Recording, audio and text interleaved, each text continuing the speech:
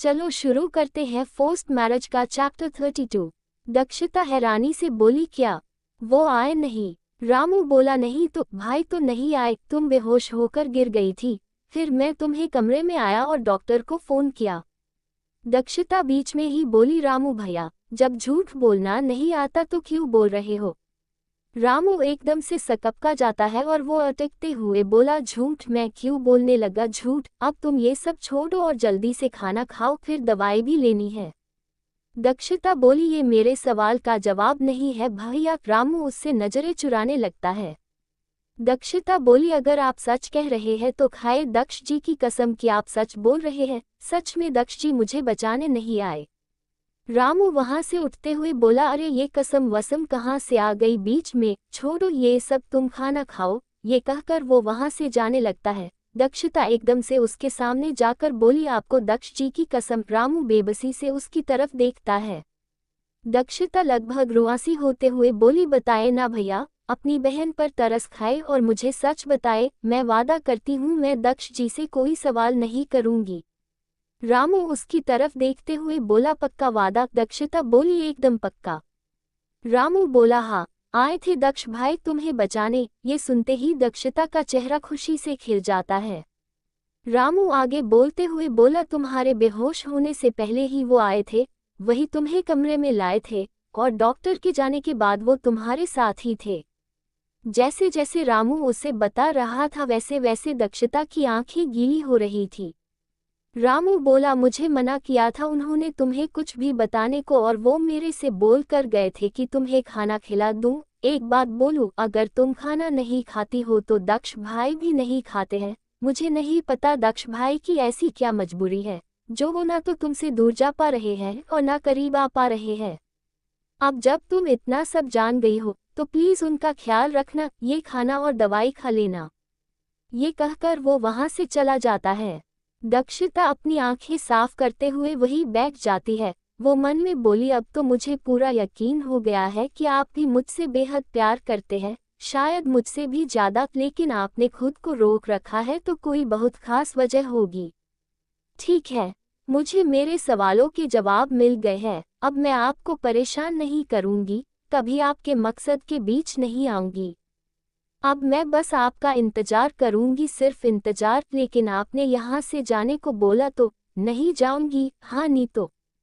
ये सोचते सोचते उसकी आंखें फिर नम हो जाती है और होंठों पर एक मुस्कान आ जाती है। इसके बाद वो सिर्फ दक्ष के लिए खाना खा लेती है।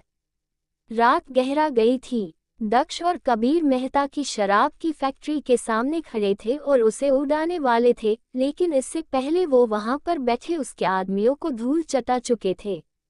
एक आदमी दक्ष के पैरों में पड़ा गिड़गिड़ा रहा था, मुझे छोड़ दो, मत मारो मुझे। दक्ष उसे बालों से पकड़कर सीधा खड़ा करता है और उसकी जेब से फोन निकालकर बोलता है, फोन लगा अपने मालिक को।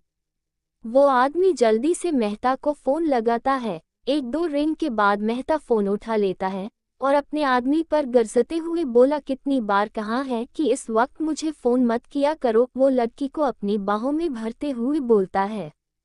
वो लड़की सिसक रही थी। ये कहकर मेहता फोन कट करने वाला होता है कि तभी उसको एक जोरदार धमाके की आवाज सुनाई देती है। धमाका इतना जोरदार था कि मेहता के कान के पर्दे हिल जाते हैं। वो जल्दी से उस लड़की को छोड़कर बिस्तर से उठते हुए बोलता है, ये धमाका कैसा? हेलो हेलो, कहाँ मर गया? हेलो पूर्ण विराम। दक्ष फोन अपने कान पर लगाकर बोला, ऐसा धमाका बहुत जल्द तेरी जिंदगी में होने वाला है। किसी अनजान आवाज को सुनकर मेहता बोला, कौन बोल रहा है? दक्ष बोला, तेरा बाप। बीच में कबीर भी बोला, और तेरे चाचा भी है। मेहता बोला, क्या बकवास है, ये कौन हो तुम? दक्ष बोला, हम कौन है ये छोड़, मेरी आंखों के सामने तेरी शराब की फैक्ट्री जल रही है और मैं उसे देखकर अपनी आंखें सेक रहा हूँ, यकीन न हो तो आकर देख ले। ये कहकर दक्ष फोन कट कर देता है। मेहता बोला, हेलो हेलो। वो जल्दी से अपने कपड़े पहनकर वहां से निकल जाता है। दक्ष और कबीर भी वहां से चले जाते हैं।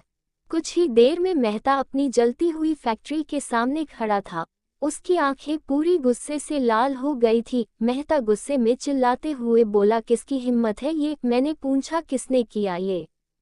वो आदमी डरते डरते बोला, दक्ष सिंघानिया। ये सुनते ही मेहता गुस्से से अपनी पिस्तौल की सारी गोलियां अपने आदमी के सिर में उतार देता है और बेहद गुस्से से बोलता है, ये तुमने ठीक नहीं किया दक्ष सिंघानिया, मौत सोचनी पड़ेगी तुम्हारी, वो भी जल्द ही। दक्ष और कबीर दोनों घर के लिए निकल जाते हैं। कबीर गाड़ी चला रहा था और दक्ष उसके साथ बैठा सीट पर अपना सिर टिकाए अपनी आंखें बंद किए गहरी सोच में डूबा था। ख्यालों में बस दक्षता घूम रही थी। दक्ष मन में बोला, जो हुआ अच्छा नहीं हुआ। आखिर इन सब में तुम्हारी क्या गलती है?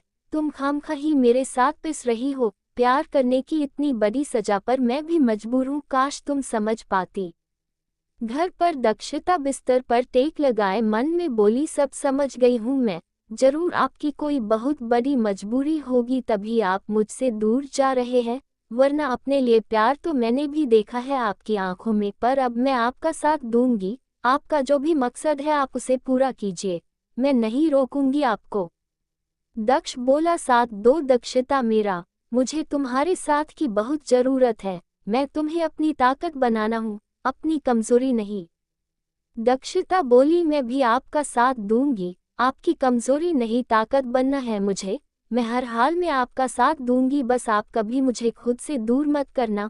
बहुत प्यार करती हूँ मैं आपसे, बस मेरी आंखों के सामने रहिए। मैं आपके मकसद के बीच नहीं आऊंगी। दक्ष बोला, जानता हूँ तुम्हें बहुत तकलीफ हो रही होगी, पर मेरे लिए मेरा मकसद ही सब कुछ है, लेकिन तुम्हारे लिए भी मेरा कुछ फर्ज है। मैं तुम्हें अब और तकलीफ नहीं दे सकता, प्यार ना नहीं पर थोड़ी सी खुशी तो दे सकता हूँ ना। अब से मैं तुम्हें खुद के करीब आने से नहीं रोकूंगा और ना ही तुमसे भागूंगा। दक्षता बोली, अब से मैं आपको अपने करीब आने के लिए या मुझसे प्यार करने के लिए मजबूर नहीं करूंगी। आप नहीं चाहते ना कि मैं आपके करीब आऊं तो नहीं आऊंगी, बस दूर से देख लिया करूंगी। दोनों ही बंद आंखों से एक दूसरे के बारे में सोच रहे थे। दोनों के ही आंखों के किनारे भीगे हुए थे। दोनों ही एक दूसरे को बेहिसाब प्यार करते थे और अब दोनों ही एक दूसरे की खुशी के लिए जीना चाहते थे। आज के लिए इतना ही, मिलते हैं कल नेक्स्ट चैप्टर के साथ। अगर स्टोरी अच्छी लगे तो प्लीज़ लाइक, कमेंट और चैनल को सब्सक्राइब को जरूर करें।